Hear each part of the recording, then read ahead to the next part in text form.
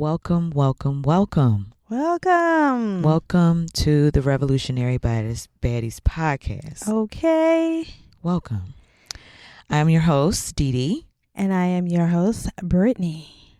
And we are on episode 12. Number 2 of our Black August series. Yes. Very, very exciting. And for those that were listening in on last week's episode, you would have heard the big news.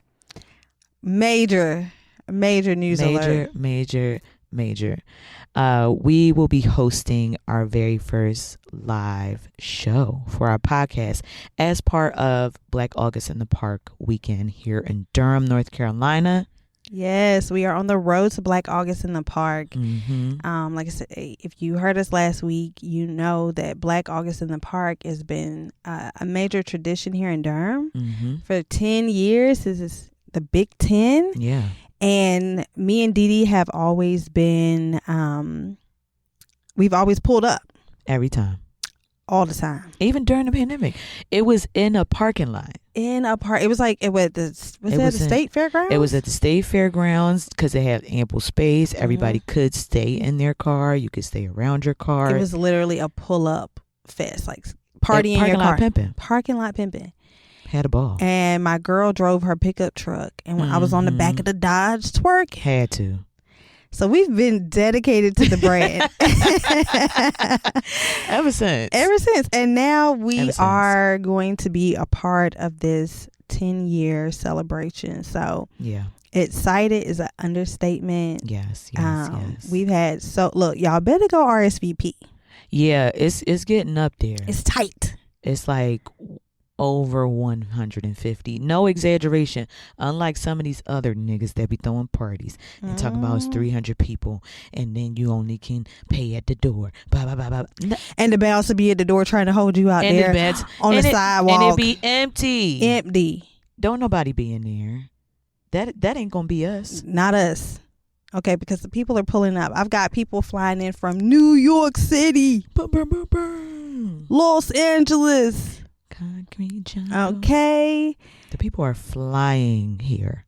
Flights are booked for Black August, and there's my two friends that are coming to visit me from out of the state. This will be their first Black August in the Park experience. They're gonna want to come back every year, as they should. They're gonna want to come back. So we're just over the moon, literally over the moon, and also very excited to jump into this very heavy conversation, but we are going to try our absolute best to make it accessible, relevant, and thought-provoking, but not in a way that's overwhelming, because when we crafted this show or this podcast, we wanted to talk to the masses. So exactly. We're not crafting these episodes to impress anybody in academia. Not interested. To nuance the nuances of the nuances. Not interested. Which we can nuance the nuances. Yeah. But we want to be able to deliver this information to people who they know the revolution is necessary, but they're maybe just stepping into it. Yeah. Already working in it. Yeah. Already know a few things. And for the people who, like my niece, 17 years old. Yeah. Welcome to the Terra Dome. So just a little seed planting. Yes. That's what this episode will be. Planting some seeds. So we're going to go over quite a few different things, and we encourage everyone to do what we do, which is pick up the books, read and study. Yeah. Brittany bought a stack. Brittany bought a stack. Baby, I was in them books like I was in the library in college. I was like, okay. I had to refresh myself. Yeah, me too. I had to go back to some things. For sure. So we're going to get into talking about evolving your political consciousness. So a part of Black August principles or the practices for it are to study, to fight, to train, and to fast. So a part of that studying is learning more about different political ideologies. Yes. And different fights through political systems. Mm-hmm. Also, in the fight aspect of it, that can influence what type of fights you get into, Mm-hmm. what organizations you may want to join, or what political parties you may want to affiliate yourself with, or how you really approach your politics holistically. Mm-hmm. So it's really important to always have an evolving political consciousness. Anyone that you've ever studied, from Martin Luther King to Malcolm X to Ella Baker to Marcus Garvey to other notable Pan-Africanists and people who are not even Black, but a part of different struggles in Palestine, in Asia, throughout the world. They have all had to evolve and grow and mature their political consciousness to be able to fight the forces against them. Yeah. So it's really important to understand politics at its core, Mm-hmm. and what political systems benefit you and whatever group you identify with. Yeah. But before we get into all of that, we always just have to check in. Dee Dee, how are you feeling? We've collectively expressed that we are hype. We're over the moon. I'm on 10 every day. I'm like, it's a perfect day. We are in the process of producing a live show, which neither of us have done before, but we have so much trust in each other and from the Black August in the Park team to really pull this off. And we have a lot of autonomy, a lot of creative agency to make it really what we want it to be, and to really prioritize the community. Yeah. Honestly, offering something different. And so that's just been an exciting process to be in. My grandmother turned 80 on Monday. Looking fly. Had a chance to celebrate her. It's been great. Mm-hmm. So I'm blessed. Yes. That's the best way. Blessed to death. I'm so fresh. Am I remixing? Yes. What about you, Brittany? How are you? I'm feeling great. This is we are a few days or over a week into Black August. Mm-hmm. I've been doing my own version of fasting. I haven't eaten any meat. Yep. Same. I feel good. I feel energized. I even say it, and like, this is a real adult conversation. My bowel movements are healthier. Because, once you get over 30, you have to start talking about the quality of your poops. Yeah. Because it's a direct correlation with your gut health, which is your overall health, if y'all don't know that. Yeah, it is. If y'all having rabbit pellet poops consistently, please go see your GI doctor and change your diet immediately. Yeah. People be normalizing It's a signifier. It's a signifier. Look in the toilet at your poops. Is it floating? Is it sinking? These are important things. So I say all that to say that my guts are thriving. My guts are beautiful. So I'm beautiful inside and out. Period. I got a fresh haircut. No bald head, scallywag. Ain't got no hair in the bed. So anytime I shed hair, I feel great. It's a whole bunch of energy to be up in them coals. I cut them off. Yeah. And life is going my way. I mean, absolutely. We love it. I love it. I'm happy. Everyone's thriving. My daughter started first grade this week. I have a first grader. I'm still wrapping my mind around the fact that I'm a mother. Yeah. Let alone of a first grader. Yeah. She really in school. School. Yeah. Uniform, supplies, the whole bit. Uniforms are a trick of the enemy. They don't save you no money. I just want to throw that out there to the people. Thank you. But yeah, I'm feeling great. Me and my mom and my daughter went to dinner last night. At your favorite spot? Seraphine. I don't know how we can partner, but we love you. I'm going to tag y'all. We love you. So yeah, I'm feeling great. And like I say, the road to Black August in the Park is just so wonderful to be doing work. Like, I was up at 9:00 this morning studying. Yeah. And I love it. Yeah. So we're here. Yeah. We're here. A couple of days ago was our 3-month anniversary of Revolutionary Baddies podcast from the launch. And the Baddie coalition is growing, and we have a new group. Oh, yes. We gotta talk about them. Okay, I almost forgot. We now have Revolutionary Zaddies. Zaddies. We all in. We were reflecting. we were meeting. Yes. Recently reflecting. And we were like, well, obviously, our listeners, you listening, you're a baddie. We say it often. Like, right. If you do this, if you think about this, you are a revolutionary baddie. So welcome to the Revolutionary Baddies universe. And I just feel like we have gotten a lot of interaction, specifically from men about the podcast. Yeah. People messaging us, texting us, talking on the phone, holding questions, challenging some of the things that we've said. Mm-hmm.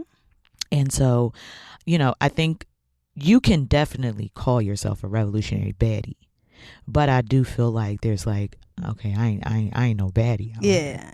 So the Zaddies. You're a Zaddie. And I think what the men, in a way it's funny, but sometimes maybe a little bit unfortunate, is that men see these beautiful brown women, out in the streets. Shea butter brown. And they're like, wait, they listen to the podcast and they're like, wait, y'all smart women? Yeah. Whoa, they don't look like Thelma from Scooby-Doo? Real shock. Real shock. Yeah. And so the Zaddies have been actually, and I also think it's a point of right now in the world of podcasts, women don't want to hear nothing else them niggas got to say because they don't be talking about nothing. A lot of them don't. And they don't be funny. Except for Deontay, was it Grits and Eggs? Yeah, Grits and Eggs. Deontay, like call us. We like Grits and Eggs. Yeah, somebody tag him, call us. Yeah. And also vice versa, I think. Yeah, call us. Yeah, call us. Real niggas gonna pick up the phone. Absolutely. That also in the reverse, men are tired of hearing a lot of podcasts from women that are about relationships and horror stories and other things. So I think just in general, even though they do need to hear those, they don't want to hear the horror stories that they've perpetuated because they're the villains. Damn, bitch, how many times you gonna keep bringing it up? I said I was sorry. That's how men look at women like, oh my God, they still talking about oppression. Oh my God. Didn't they have the feminist movement? Right. But so it's a lot of like trivial conversations. Yeah. Through the podcast, and I think men and women are kind of like, oh Lord, what could you be talking about on a podcast, Mike? So we've had men listen, and they just in general, not because we're women, but they just appreciate the material, just like all the baddies, the conversations, and then also I think it's just that little bit of delightful surprise that this is something that they can listen to women lead conversations about the revolution, because so many of the revolutionary voices that we know are from men. Yeah. So shout out to the Revolutionary Zaddies, shout out to the who are a part of the fan club and, a fan of really what we're talking about, because that's what it comes down to. Because that's what it comes down to. It's easy to be a fan of me and Dee Dee. It's fucking obvious. Come on now. It makes all the sense. That's like easy, duh, right? But it's more appreciative to be a fan or interested in the things that we're trying to discuss and the propaganda we're trying to push. So let's get into it. Yes. Evolving the political consciousness. One of the first examples that I've seen, which was part of the reason that we titled the Malcolm X episode 2, that evolution is a part of revolution, is that Malcolm X is one of the most known civil rights figures. But what was most, I won't say most known about him, because we talked about how some people didn't realize it, but he was ever evolving in his politics. And it mainly started when he was incarcerated. and he read, he studied, much like George Jackson. Behind bars, it was a very transformative period of studying other notable freedom fighters and what their politics were. And from there, that transformed, along with Malcolm being introduced into the Nation of Islam and what they taught, evolved his political consciousness. And Malcolm, like I say, one of my favorite speeches, Ballot or the Bullet, he talked about the need for political maturity within the Black community and how we had to really have a keen understanding of what politics was supposed to produce, how it should function for us, how we should participate in them, and then what it's supposed to do for us, deliver. And that we needed to re-educate ourselves politically. And I don't know, honestly, in those, 50 or 60 years since he made that speech, I believe in 1964, 3 or 4, that we've seriously evolved and matured our politics as a constituency here in America. I mean, I think we definitely have through organizations and in factions, but overall we still have a lot, and this is not just specific to Black people. I would just say that this is true of the American electorate for sure. in general, is that we need more political maturity to understand how politics can serve us and what they should look like for us, especially if you belong to a marginalized group. So many things. Where to even begin? All right, so I'll get into some basic definitions. Politics is defined as a set of activities that are associated with making decisions in groups or other forms of power relations among individuals, such as the distribution of status or resources. So politics have pretty much always been around in some form or fashion, whether they were described as politics. It is really how we organize the society that we live in. So when people say, I'm not really into politics, one, yes, you are. It's just not true. You're there. It's not true. But I think when a lot of people say that, they are thinking about candidates, people that's running for office, and that those are the people that do politics. And they don't do, which is, is part of the problem. Is that politics are attached to. It's a very narrow view. But in reality, like, where you live is political. How you make that decision, especially when you're an adult and you can control where you live, it is political. How you identify. African American is really like a political identification. You're associating yourself through citizenship, which like if you get into the etymology of what politics means, it's like a citizen. So political consciousness refers to an individual's awareness and understanding of political issues, ideologies, and power dynamics within their society. It encompasses not only knowledge of facts, but also the ability to critically analyze political systems, connect personal experiences to broader social structures, and understand the potential for collective action. That's a lot, but it pretty much is about political consciousness. It's just the awareness of what's going on, knowing and critically being able to connect certain things. So to me, when I talk about someone being intelligent, it's not knowing everything. It's not reading 1,000 books. Intelligence to me is about the ability to make connections. And that can be in many different ways, whether you're a mechanic and you can connect that, wait a minute, if this is going on with the engine, then this affects this other part of the car. In politics, understanding that this thing is connected to a broader economic structure, all these different things. That's really what intelligence is. It's the ability to connect things. And then like the end of that statement says, and to understand the potential for collective action with it. How do you move once you've made these connections?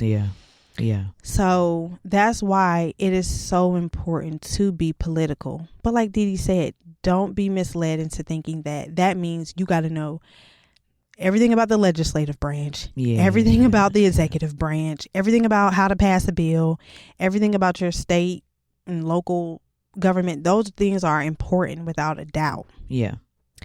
But that is not the epitome of being politically conscious. Maybe being knowledgeable in civics, which we got that one little class back in high school, civics and economics. I didn't even get there. And so, that's the broader thing is that we have to understand what type of systems we're in so we can understand how do we move within these systems, or if we need to step out of them and have new systems that serve us better. Right. Yes. Just follow along. It's a ride that we about to be on. I'm just giving another, but just keep. I think y'all can keep up. I trust that y'all can keep up.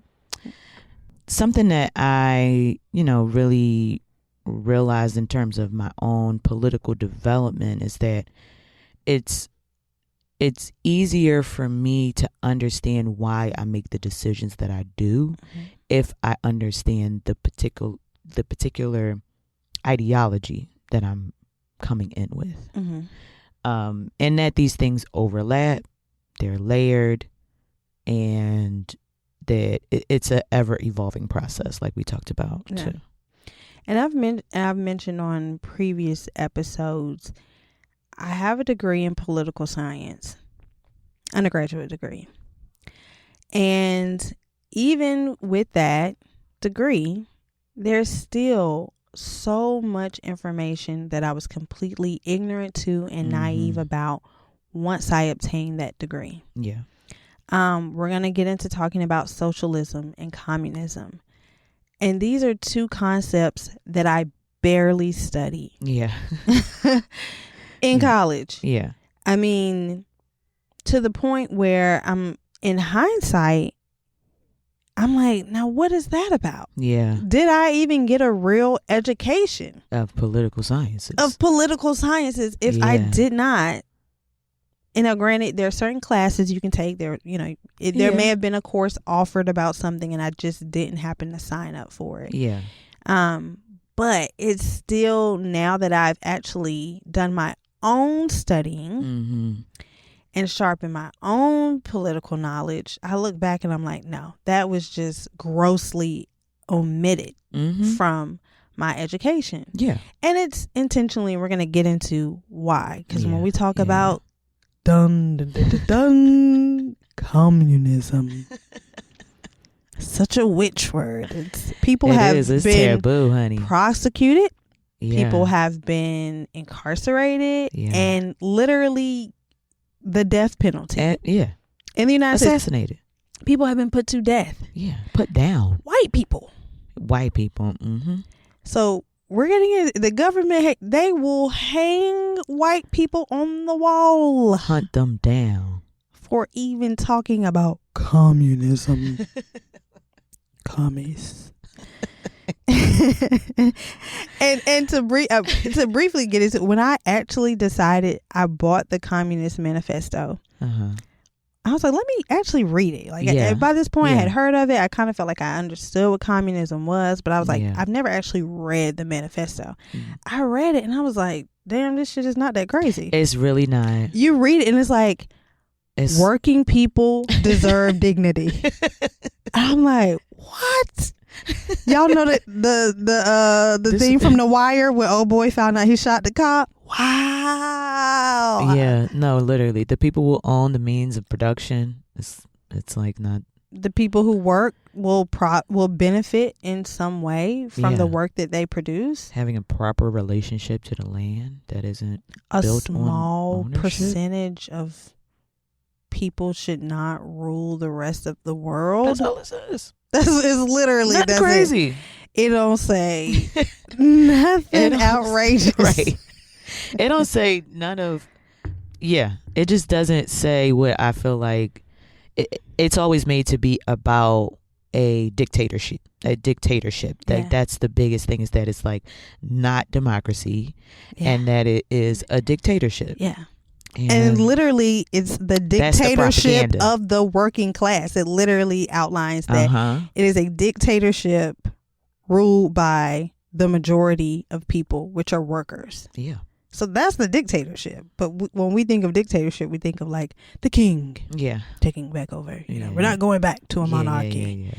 And it's not really that. So I'm going to read a quote from Karl Marx, who wrote the Communist Manifesto. The communists disdain to conceal their views and turns. They openly declare that their ends can be obtained only by the forcible overthrow of all existing social conditions. Let the ruling class tremble at communistic revolution. The proletarians have nothing to lose but their chains. They have a world to win. Working men of all countries, unite. Now, okay, we did say that it didn't say nothing crazy. He did say that people need to be trembling and a forcible overthrow. Okay, he did say that. I mean, that's just the add. But he said a forcible overthrow of all existing social conditions, which means oppression. Mm-hmm. Overthrown. Get it out of here. Yeah. And let the ruling class tremble. Mm-hmm. Now, the problem that we deal with in America is that we don't talk about class struggle and class problems. Much. And it's come about more, I would say, in the past few decades. Well, it's reemerged, shall I say. Yeah, reemerged. For our generation. Yeah, for our generation, especially connected to the Fight for 15. Yes. And the fast food workers and service workers, and the growth in our generation and younger participating and being a part of unions. Yeah. And shout out to Bernie Sanders. There are plenty of critiques of Bernie. Mm-hmm. But Bernie was the first national candidate in me at 35 in my memory of national elections that really talked about class struggle. Yeah. Which is why Bernie is an independent. Yeah.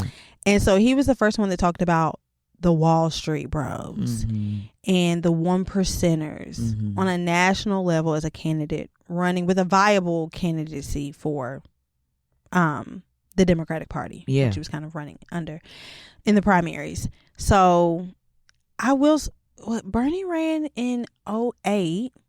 Yeah. When Obama and Hillary were also in the primaries.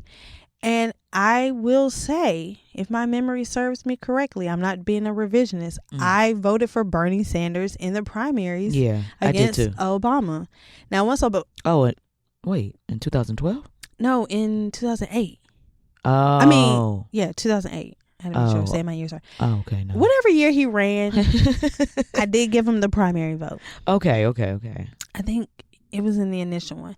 But Obama did get, of course, my vote in the general election, which he had won the primary for. Right. But I like what Bernie had to say. I'm like, and then he ran in 2020. He got my primary vote. Yeah. So I appreciated him talking about it, because the Fight for 15 is old at this point. He's been talking about it for so long, and others. Yeah. It really need to be a fight for 30. Right. Double it. Right. Because of capitalism.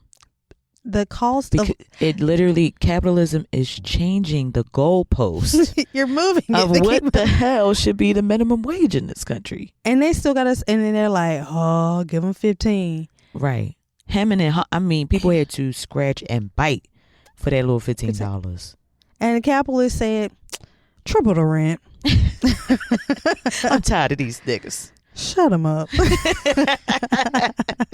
Give them something else to do. Something. So, that just shows that was really the first kind of introduction in recent history about talking about class issues here in the United States.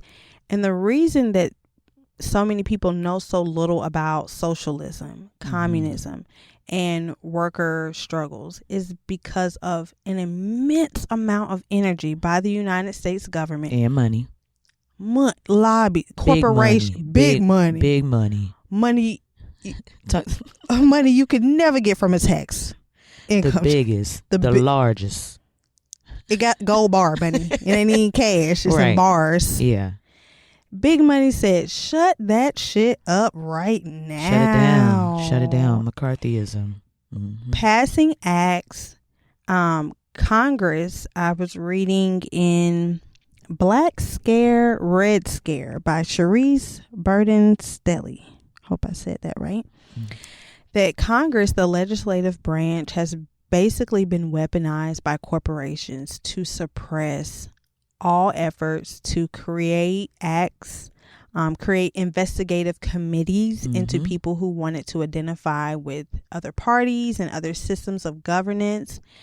And there's been a very orchestrated effort to suppress any participation outside of our two-party system to form propaganda that pretty much diminishes the ability to build through other political systems. And like I said, just outright, they've killed people. And really, whole wars have been waged over pretty much capitalism versus communism, socialism, other sort. The Cold War was a by-proxy war of pretty much the Soviet powers and the United States, which is the biggest imperialistic on the block. Saying we're going to fight these wars through other smaller countries and nations and espionage and different things, propaganda. But so if you don't know about communism or socialism, do not feel bad. Yeah. It is by design. You're not supposed to. You're not supposed to. You're literally not supposed to. So, thank us for introducing you all. But also, we're still very much learning and developing. I didn't learn any of this shit in school. All of it I learned once getting into organizing, because I had to try to understand, like, what are the solutions that exist already, have existed in the past, and how can we learn from them in our current context and conditions. And that's when I, read Black Marxism, including Left of Karl Marx, Communist Manifesto, and actually being a part of delegations to aspiring socialist countries. And Cuba in particular is one of those places that it is not a fully socialist country because of the United States. And all of the sanctions and the blockades that exist against them. They're actually literally not able to continue their revolutionary project, which is to build a socialist state. But they have gone very, very, very far in that process. For instance, in Cuba, all healthcare is free. There is no cost for anything, any surgery, whether it be prosthetic, whether it be cosmetic, or whether it be like actually, life or death surgeries. You don't pay for those. Pregnancies, breastfeeding. When they talked about, there's a good amount of articles that talks about the mortality rate and in Cuba, and how many women, so majority of them survive the labor, survive the pregnancies, and survive the actual labor. And it is because the neighborhoods have a clinic. Each neighborhood has its own clinic, and everybody has this one or two doctors, and those doctors and nurses visit pregnant women. So people that are having, that are pregnant and breastfeeding, they visit them every single month. They go to their houses. They go to their house, check up on them the entirety of their pregnancy and during breastfeeding, that they actually go and visit. That's all it is. Ain't nothing magical. It's just actual attention. Actually investing in the people. Education is 100% free. You can go to law school. You can get a doctorate, PhD, whatever. It doesn't cost you a thing in Cuba. So there are examples that exist in the world They are not as removed from capitalism as they would like to be. Mm-hmm. But for the younger generation that's there, our generation and younger, capitalism is prehistorical for them. And so when people look at places like Cuba Mm-hmm. and other countries that declare themselves to be socialist, they may say, oh, well, they're not, they still have poverty. They still have these different issues. And just know that the problems that they're probably facing, like Cuba, are because of sanctions from the United States. 100%. And so where you see now like anything has its problems, right? Of course. Any party, any revolution, any form of governance has its issues. So this is not to say that communist or socialist movements have been flawless and 100% committed to the people everywhere that it's existed. Right. However, when you see some of the failures of it or the inability to really grow and be expansive, it is because of intervention by capitalistic powers. Because much like what we talked about in last week's episode, when the Black Panther Party were doing pretty much socialist programs within their own community. Yeah, free clinics and all of that. That is when J. Edgar Hoover was like, we gotta shut them down, because Enough they is were enough. Showing how socialism can serve the people. Yeah. And the capitalist was like, don't let them see it. Don't let them get a taste of that. Yeah. Wasn't there like a interview or something that was taken from J. Edgar Hoover actually saying that the Black Panther, the biggest enemy was their programs? Yes. Like he actually said that and meant it. Yeah, because it was people who may have even been non-Black who were looking at how the programs they developed benefited people. They were starting to say, why can't we have that on a larger scale? Yep. How are these people who are supposed to be at the bottom of society able to build and serve their community with doing things without a profit motive? And that jeopardized completely volunteer. Completely. Yeah. And so and then running for office. Yeah. And also running for office. So trying to actually also put themselves in the position to take those programs, to broaden the program.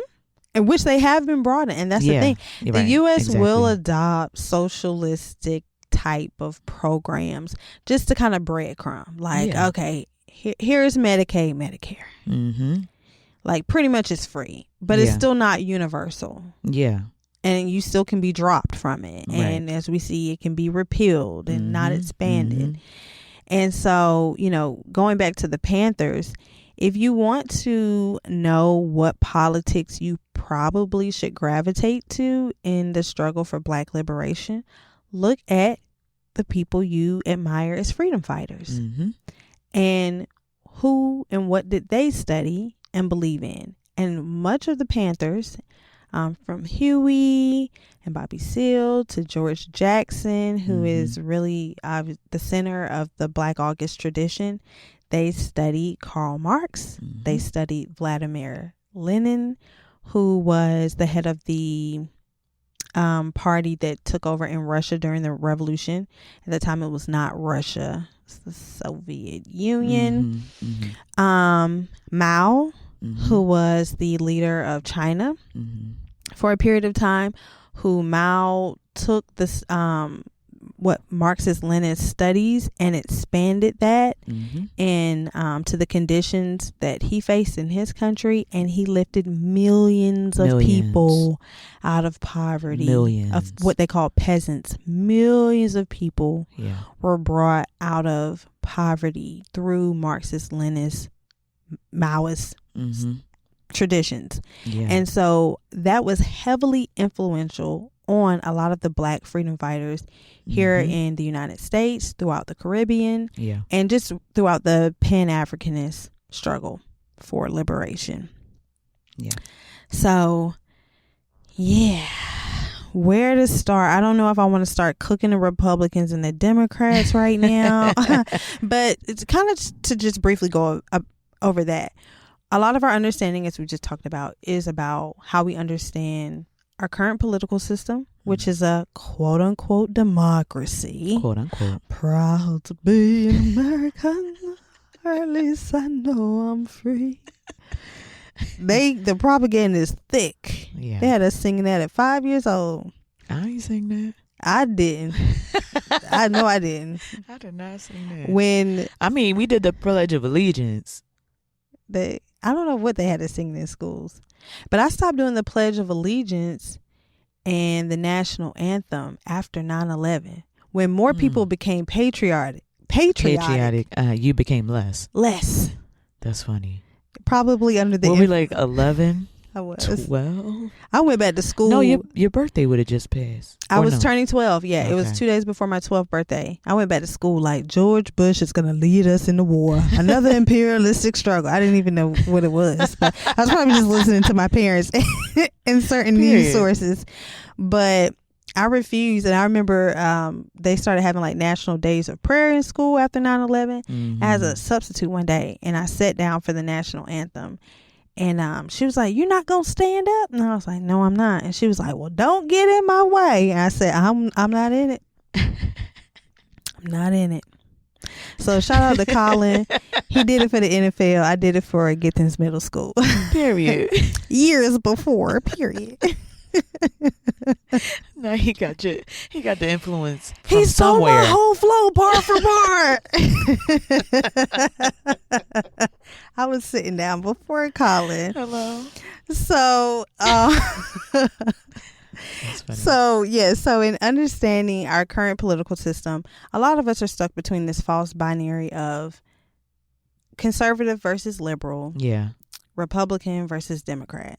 Yeah. Black people specifically, we're like, I'ma stick beside them when it comes to the National Democratic Party. Yeah. And a lot of my smoke for the for Democrats is I'm specifically talking about the National Party. I think there are a lot of local and state candidates that are actually really progressive, actually more socialistic, socialists in their politics, but they just register as Democrats. But the National Party, because of the amount of corporate influence and money that comes through, they are essentially a part of the neoliberalism. Yeah.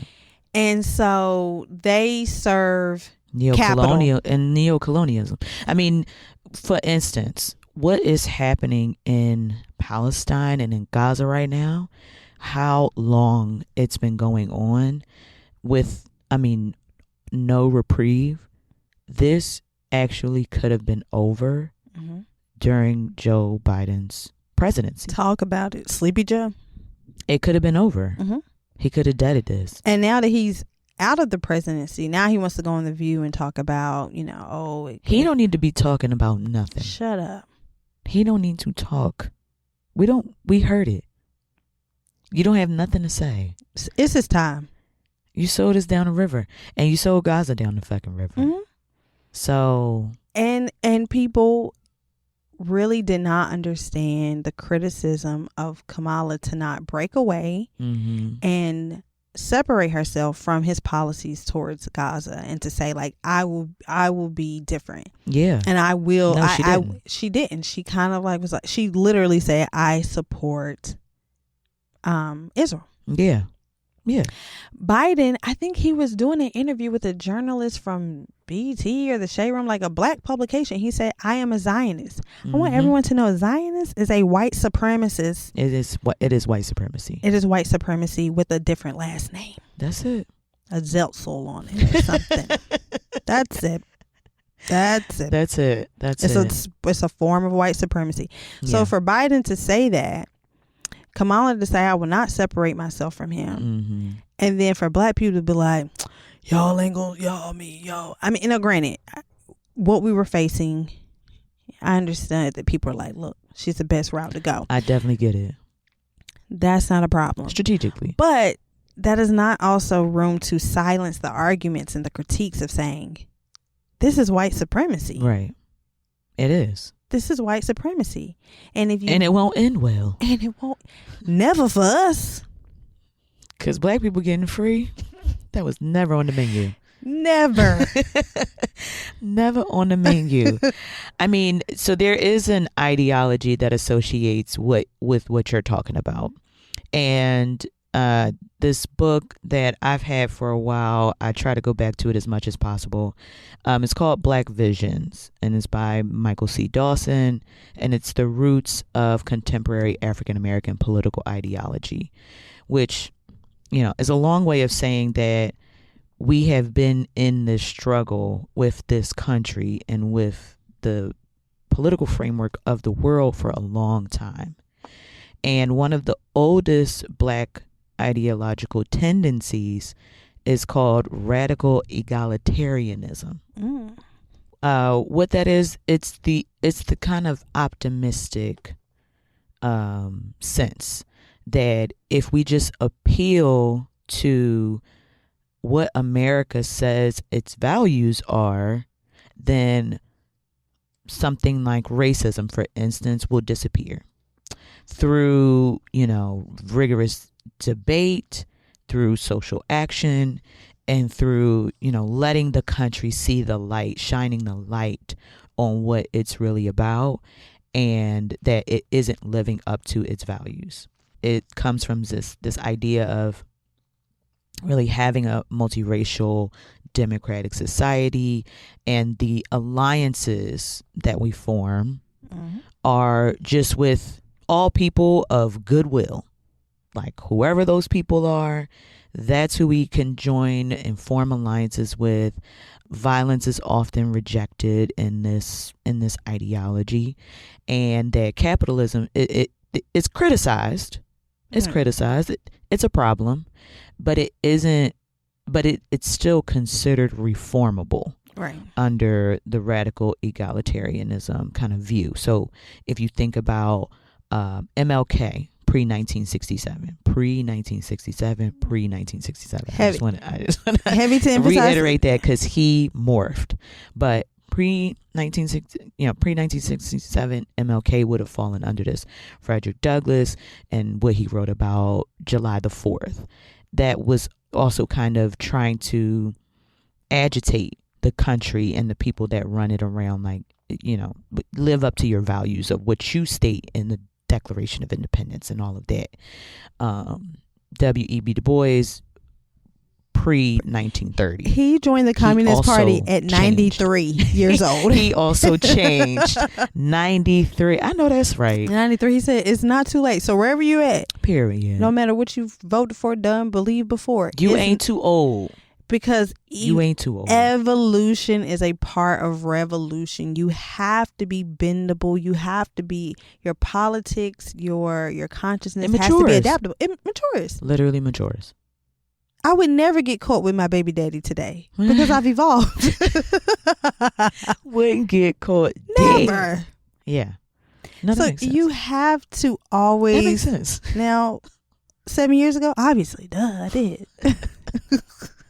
But today, God so it don't changed. matter what you voted or believe for. God is, shabada. Say it again. Almost got me about to stand up here and shout. You gotta change. God has changed. Yeah. So yeah, Du Bois, like I say, you gotta talk about post and pre. Yes. Pre-1930. So just to say that this idea that especially Black people in this country, we are loyal to the Democratic Party, and even that is a new thing, because there was a time where the Republican Party was actually the more progressive party in this country, but that was a long time ago. Yeah, I'm talking about during like the fight to abolish slavery. Yeah, the Black abolitionists were strategically trying to align with the Republican Party because they did believe that it was more likely that they would get slavery abolished through them. And that's the thing, because the political parties have evolved and they are evolving. We've seen that as millennials, the Republican Party moving from more of the Reagan style Republicans, neoliberalists, limited government intervention, deregulation, actually kind of conservative. Yeah, and evangelists. I mean, Ronald Reagan is like king to the evangelists. Even though Nancy, I heard, was a queen guacker. No slut shaming. What you mean? Twitter had a day where they found out that Nancy Reagan back in the day was on the lots in Hollywood in the trailers with the Guac 3000. Oh wow! Shout out to the Guac 3000. But Nancy wasn't a holy girl. Like, it was a lot of people when they saw her all prim, dressed up. But she got on First them knees. lady. Who? Got on them knees and got to work. Didn't need no knee pads. They said Nancy got to work. Who you think she was working with? It was rumors that it was, I'm trying to think I of don't some even of the... know. I would not know a single name. They said Nancy could suck the skin off. I could say, I don't know, Robert De Niro? Was he real? No, Nancy... Oh, Nancy was old in the 80s. So we talking like 1930s. Oh. Because, you know, Reagan was a actor himself. Yes. Yeah. So she was... We talking black and white still. Not my boo De Niro. My bad. I'm not good at that game. I would fail. So, yeah, Reagan was... They were... beautiful Christian family, conservative values. That was the rebranding of the Republican Party at that point. And they've been waiting on their king to get there. Absolutely. And they've gone to the Tea Party. They've gone through becoming wildly conservative. What's the one with the snakes? With the snake logo? Oh, don't tread on me. Is that the Tea Party? I don't know. I don't pay too much attention because the crackers, they've been saying the same shit for forever. No, it's just factions of the Republicans. Okay. Yes. Who knows? We're gonna figure it out by the time we put the show up. Something. Libertarians and all of that. Them. Yeah. And so the parties have evolved. The Democratic Party has evolved as well. Yeah. And so it is up to us as a constituency to look at how we should be evolving our politics as these parties transform themselves. Yeah. So I have a quote. I don't know if it's a direct quote actually, but our boy Kwame, he was going in on the liberals and how we know them, and he pretty much said that liberals are preoccupied with stopping confrontation, and that they usually find themselves defending and calling for law and order. And so what liberals seek to do in this country is to keep things running smoothly. They don't want a lot of social agitation. And liberals, we mean Democrats typically. They want to be able to conduct business first. So capital is the priority. Yeah. But they believe like in order for capitalistic goals to be met, it's easier if the working class is somewhat, taken care of, to not have these type of revolts and revolutions and attempts to overthrow the government. Now, the more conservatives are just like, to hell with them. We can be more repressive and just push down any type of dissent that we get.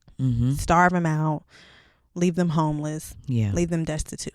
Yeah. But the liberals still ultimately protect capital. Yes. So Du Bois in 1956, he wrote an article, I've brought it up I'm sure before, saying that he would not vote that year. And he pretty much said that I shall not go to the polls. I have not registered. I believe that democracy has so far disappeared in the United States that no two evils exist. There is but one evil party with two names, and it will be elected despite all I can do or say. There is no third party.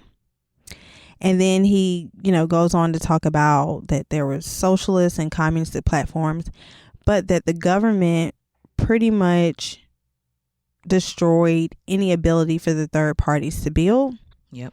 And for them to have any type of viability. Yeah. During Reconstruction. During the Reconstruction period. Which and that article, was that post 1930, Du Bois? Yeah, this is 1956. Okay, yeah. Because the other black ideology that is popular tendency. It's called the disillusioned liberalism. Ooh, tell me more. And so that's kind of like when you come into this idea of, like I was talking about with egalitarianism, where you're like, the country just needs to see itself. There needs to be a mirror. It needs to we have to get people to change and understand, right? And that America just needs to live up to its values. And then you hit a point, and maybe some of our listeners have also hit this point. I know I've hit this point where you're like, actually, no, this shit is not going to work. You become disillusioned by the idea that America is going to change. And this is where post 1930 Du Bois is. That's, the proof is in what Brittany just spoke to, and also MLK post 1967, where he was in the place of really getting ready to build this huge poor people's campaign and really, really address class. He was against the war in Vietnam and at first wasn't super vocal about it, but initially became more, more radical because of his disillusionment. And oftentimes when you're in that place of just being disillusioned, you don't stay there. Generally, it's more of a transitional ideology. It's not very stable to stay that way. Most people, especially if they remain in activism in some sort of way, they turn to feminism, they turn to Marxism, they turn to nationalism. And so in talking again about some of the evolutions of our heroes, it is there's a method to it. There's actually a method to it. Right. So what you have to identify what phase you're in. Yeah. So to kind of speak to that, there's the famous quote from Audre Lorde that says, "For the master's tools will never dismantle the master's house. They may allow us to temporarily beat him at his own game, but they will never enable us to bring about genuine change. Racism and homophobia are real conditions of all of our lives in this place and time. I urge each one of us here to reach down into that deep place of knowledge inside herself and to touch that terror and loathing of any difference that lives there. See whose face it wears. Then the personal as the political can begin to illuminate all of our choices." It's that same call. Shout out to Audre Lorde. Shout out to her. Shout out to Black radical feminists. We're going to talk about Claudia Jones in a moment. But that quote was really to say that this system that we're in, this two-party system of governance, are a part of the mechanisms built in to protect the capitalistic structure. Right. Our government was formed by an elite group of landowners, slave owners, capitalists who prioritize maximizing profits over people. And they built and designed a government to work efficiently, but not to bring about liberation of people. So when people talk about how we can, through our current political system, make changes, like Laura said, they will allow us to temporarily beat him at his own game. Yeah. The man, the power structures. So we could get Democrats in office in 2028 and they can undo some of the damage that Trump has done. But they will never enable us to bring about genuine change. Right. And so we have to get out of that disillusionment that this is the only way. We have to just work through this tool that was provided to us and understand that there are other ways in which we can fight for political reform and revolution. Yeah. Because nothing less than a revolution will save us. Nothing less will do. Nothing less will do. And you brought up Audre Lorde. She is, a lesbian, Black feminist, writer, poet, extraordinaire, supported the building of organizations. And Black feminism is another Black ideology that carries through history, feel free to turn to. And there is a distinction between Black feminism and just feminism. Yeah. And the main distinction is that the Black ideologies, first of all, pull from the experience of the Black people. It pulls from the tangible experience, or it pulls from, a section of the Black community, but it pulls directly from that. The other thing is that there's always a sense of communalism within all of our ideologies that is different from white liberalism. It is different from white nationalism. It is different from white feminism. And Audre Lorde, Bell Hooks, Kimberly Crenshaw, Patricia Hill Collins, those were some of the Black women that really tried to bring that notion to life, that it is different for us because we're thinking more holistically, more universally about the entire community. I think it was Alice Walker that came up with the womanist term. Yeah. And said that womanism to feminism is like lavender to purple. So it's a more specific type of feminism centered around Black women. What Claudia Jones brought into it was this ideal of like triple oppression, which is that for Black women, we are oppressed as women, we are oppressed as Black people, and we are oppressed as a working class. Yeah. And so that makes our specific struggle unique. And so when I was reading in the book Left of Karl Marx, the author was talking about how the feminist movement didn't exist at this point. We're talking the 1930s and 40s. In the U.S. But that they were feminists without the title. So they did not proclaim themselves as that because that movement wasn't here, but it was they were called like proto-feminists. They actually were built the groundwork for a feminist movement here in the United States. And so Claudia Jones, I just recently learned about her. So first I bought the book Organize, Fight, Win. Yeah. And she's in which is a collection of essays from different Black women communists. And so a couple of her articles or essays, were in there. But then the name kept kind of coming up. And so she was born in Trinidad, but came to America at about 9 years old to New York City. Shout out to the Trinis. Like Kwame.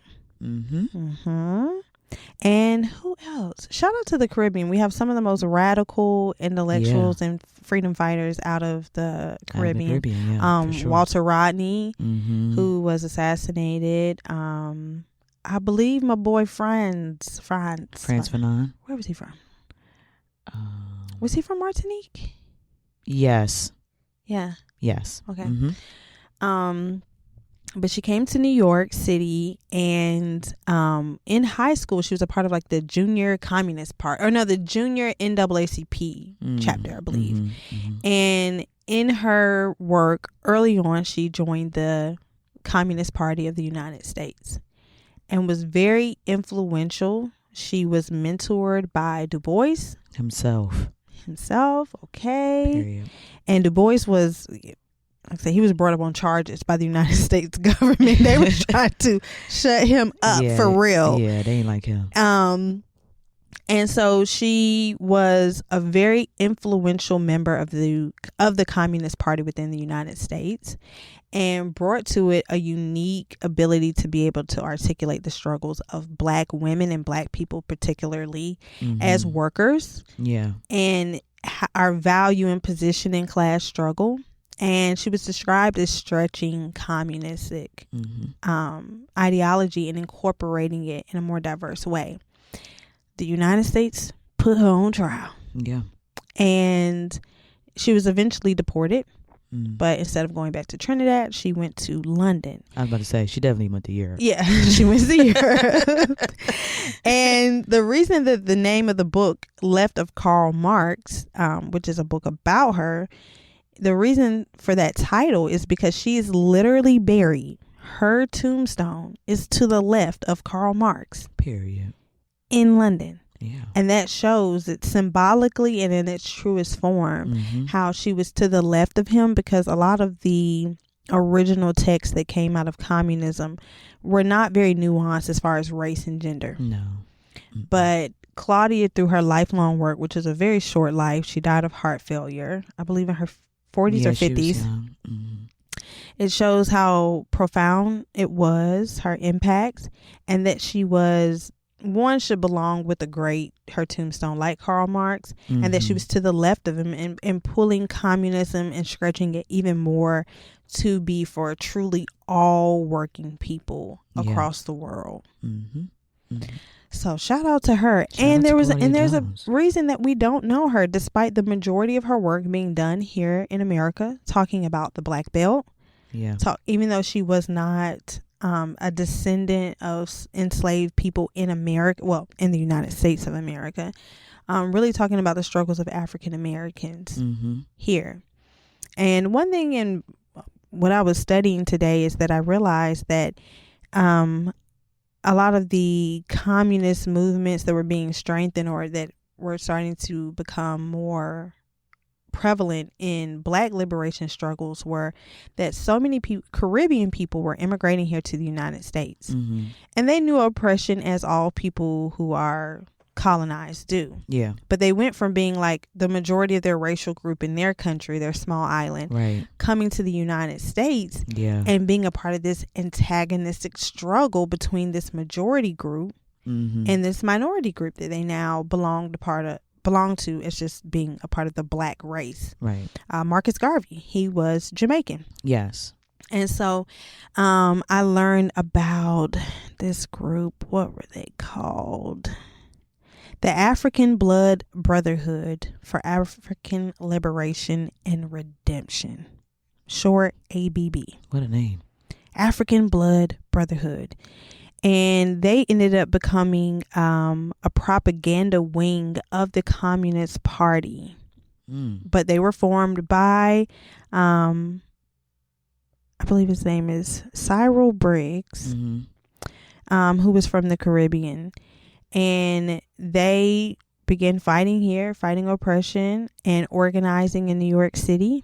They eventually spread. They had a chapter in Tulsa, Oklahoma during the massacres. So they kind of gained prevalence after that and worked with the Communist Party until they were eventually dissolved into the early 1920s.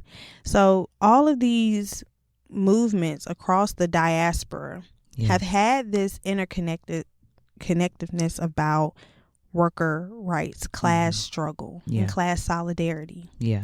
And that's been probably one of the biggest things that was being built. Fred Hampton infamously did the Rainbow Coalition. He had people with Confederate flags. He had the Puerto Ricans. He had other Latino groups coming together to say, we, heavily influenced by Marxist-Leninist texts, we are a part of this class struggle against a ruling party. And it's not white versus Black. Right. It's the ruling class versus the majority of the world, which is the working class. Right. Yeah. Black Marxism. That's another popular ideology amongst African Americans in this country. We've already named Claudia Jones, but some other prominent Black Marxists. We have Amiri Baraka, who was really popular in the Black Power movement. We have Angela Davis, Harry Haywood, C.L.R. James, and Vicki Garvin, who's one of my favorites. And there's a lot of people that would not have identified with being a Marxist or a communist or a socialist for many reasons. But many of them carried and embodied the values and the projects and the propaganda of that would be associated with those particular ideologies. But and with Black Marxism, it's an emphasis on the principle of self-determination. Yes. That's the high emphasis is on the principle of self-determination. And it gives a material question for land. And how do we understand land as fundamental for understanding revolutionary dynamics in the U.S.? The concept of owning land came with the colonizers to this land. Yes. That was not a concept before the white people got here. Not at all. I mean, because they're like, well, why would you do that? Yeah. So when people talk about going towards communism and this, like, you don't own property, it's really a return to indigenous practices. It's not this new concept. Now, communism was birthed out of descent from capitalism, right? But it really was just going back to other prehistoric quote unquote structures of civilization. Yeah. And Harry Haywood, again, who was a prominent Black Marxist, said the Black freedom struggle is a revolutionary movement in its own right, directed against the very foundation of U.S. imperialism, with its own dynamic pace and momentum. So he was speaking specifically, again, to Black Marxism and how it deserves its own revolutionary movement that's not necessarily separate from the larger movement, but that is directly against the foundation of U.S. imperialism, both on this land and across the globe where it exists, because U.S. imperialism is literally everywhere. Yes, and we don't realize it, but it is. And I mean, just the amount, I forget the number, but there is a certain amount of U.S. military bases. It's like hundreds of them. Like maybe 800 or something it's throughout the globe. Hundreds of them throughout the globe. We're everywhere. Why do we need that many military bases? But why else would we need them? It ain't protecting people. No, it's about the ability to enact force and violence. War. Yeah. War. Because when you have a system like capitalism, which is wildly oppressive, you can only maintain it through violent suppression. And so we see that with fascism, which, once again, people are talking about fascism is here, Trump is here.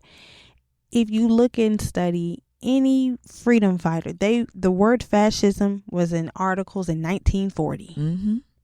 1971, George Jackson. Because to fight capitalism, fascism is kind of a child of it. Yeah. To maintain that type of power. And so what we've seen in anti-imperialistic struggles is that people have leaned towards communism and socialism to fight off imperialism. Yeah. So going back to that period in the Cold War. So after World War II, a lot of Asian and African countries began to gain their independence and break free from colonialism as much as they could. Yeah. And during the time of European imperialism and colonialism throughout these areas, the Soviet Union was pretty much hands off with being involved with these countries. They didn't really have much interest or use. They were already under European control. Yeah.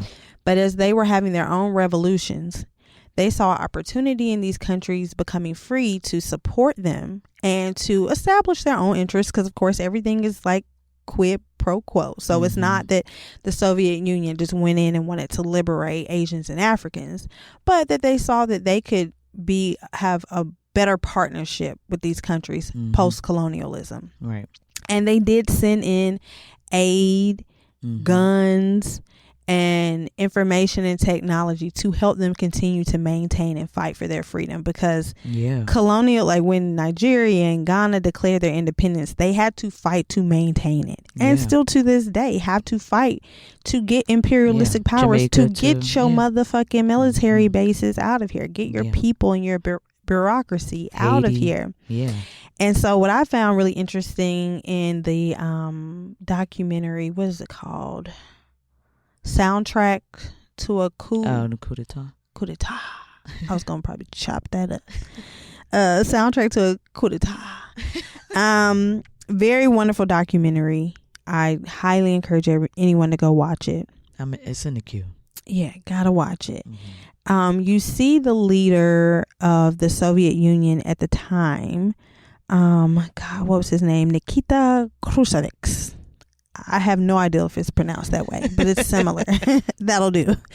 And he was at the United Nations conferences cutting up.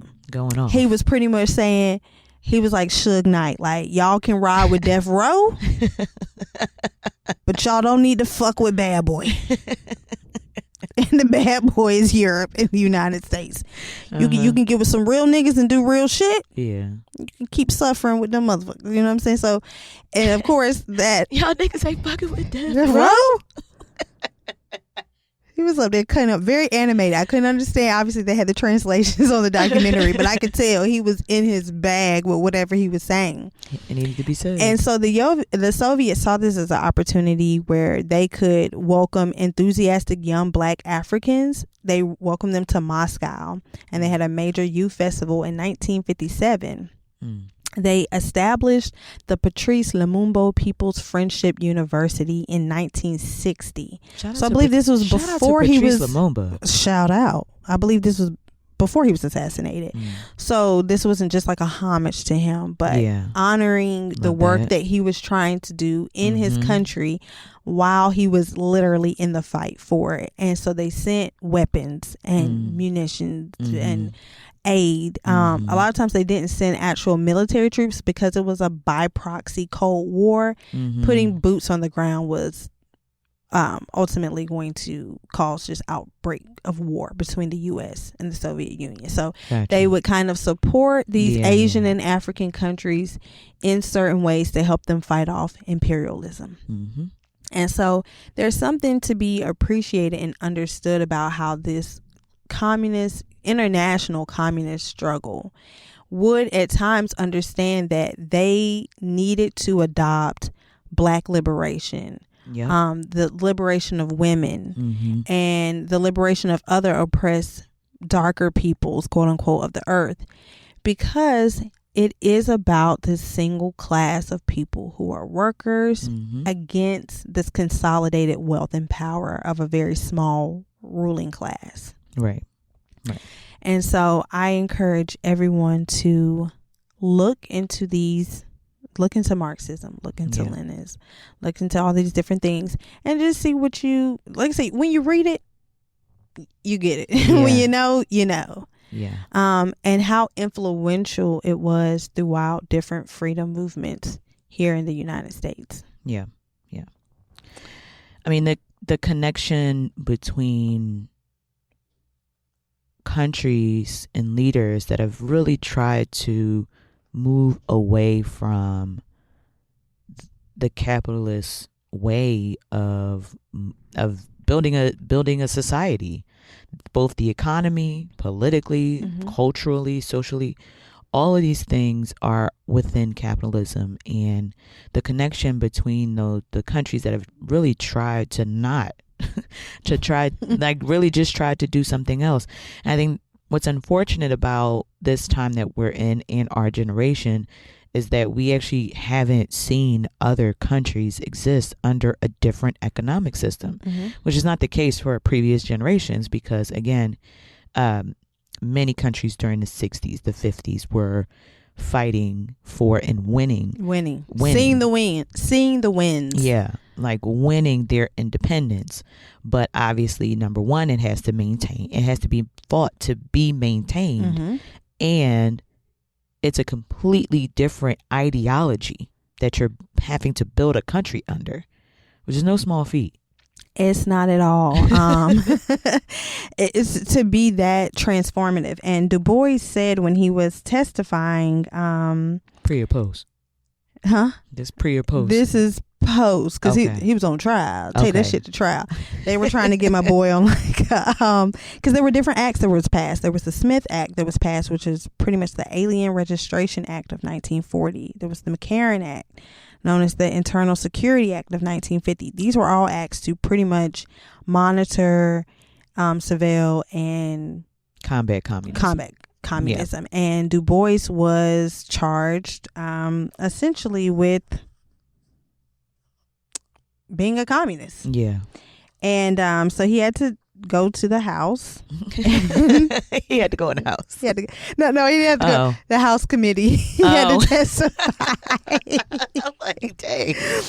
He just had to go in the house. That too. He probably did have to sit down for a little moment, but he had to testify to Congress, the U.S. House Committee on Foreign Relations in 1945.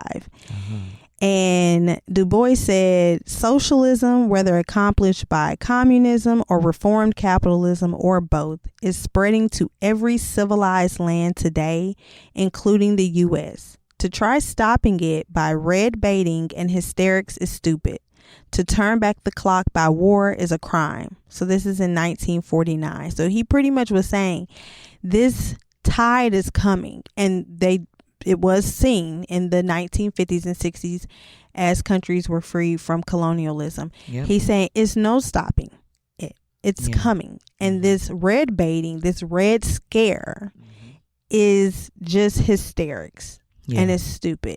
Now, the United States, I will say, did it. Eventually, the motherfuckers went to the drawing board. They heard the voice in that meeting. They said, oh, hell no. Go back to the drawing board. They had already passed these acts. Yeah. And they revved up a lot of propaganda to suppress it. The media. And as black liberation movements were forming, the civil rights movement was coming. What they did was say, commies and black people are pretty much like the same. They are trying to overthrow your way of life in the government. Yeah. And so that's a part of the way that they were successfully able to kill the momentum of it, is once again by race baiting. So my girl, Sharice Burden-Stelly, she wrote the book Black Scare, Red Scare, Theorizing Capitalist Racism in the United States. Not United States, good Lord. And she talks about in the book how as black liberation movements were growing, as well as the communist movement was growing, there had to be this scare of black people rising, pretty much like it was done during Jim Crow laws and post-Reconstruction, and this red scare. And that actually, as they work together, they will eventually overthrow the United States. And so capitalists had to depend on race agitation to break up class solidarity. And so she has a quote where, like right now, so many people say all the time, how can MAGA vote against their economic interests? They're cutting off their own food stamps. They're cutting off their own social safety nets. And she said that there's pretty much always been a cross-class collaboration between capitalists and workers committed to white supremacy. So when you inflate communism and socialism with black people taking over, black nationalism, all these different things, then they kind of do this agitation where they say, you need to be more beholden to preserving your place as a white man and white woman in this country, and don't worry about worker solidarity, which we all suffer under. As being nowhere near, I don't care how much money any of you listening, you're not in the ruling class. No, unless you're not. Elon is on the phone. You're not. I mean, is listening. He on Spotify right now. You're not a part of it. So these efforts were done because anytime you see the United States going to war, spending millions, billions of dollars to suppress, like what they're doing right now by supporting Israel, it is because what is on the other side of it is liberation, and it's what the people need. And that's not on the menu. Take it off. That's not on the menu. They will burn the restaurant down so you don't even see the menu. Absolutely.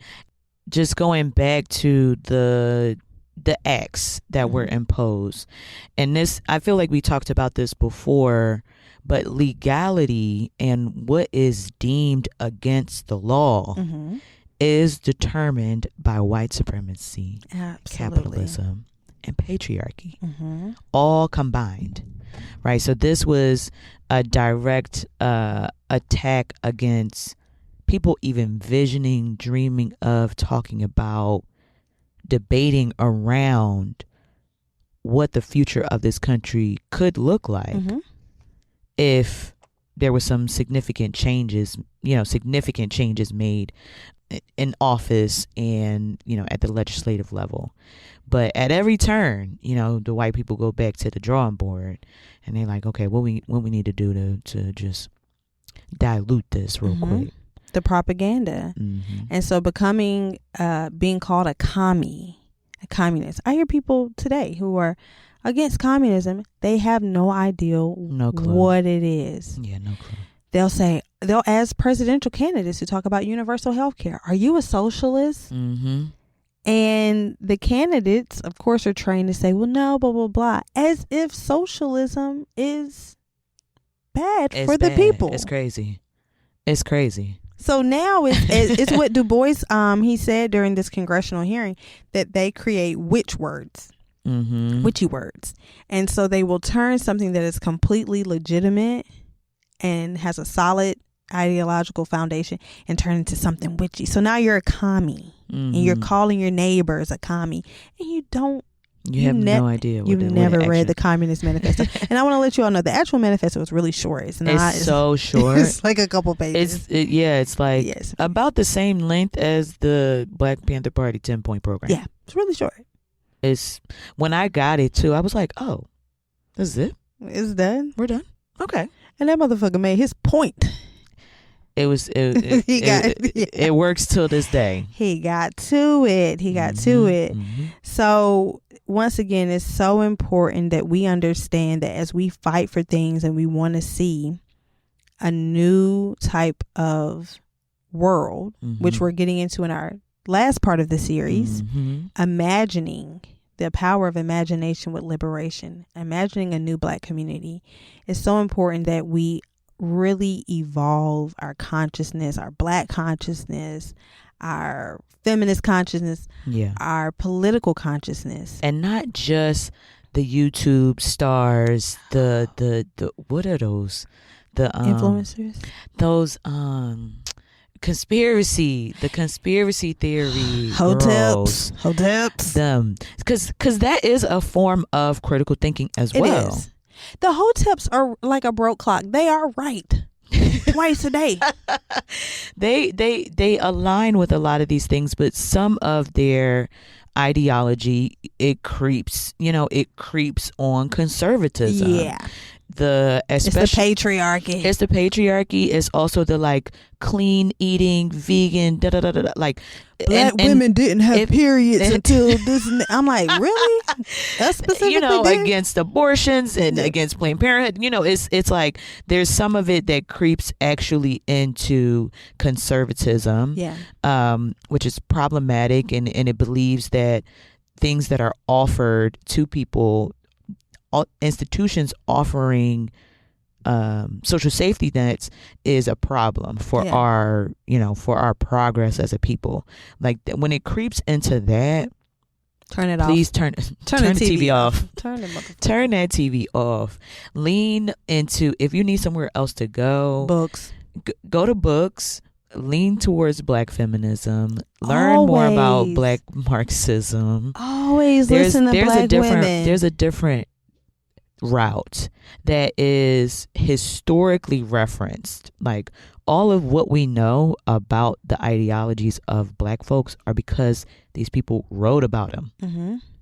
And so we have this wealth of information from people that have made significant strides for our community, for changing the material conditions, for fighting for the working class.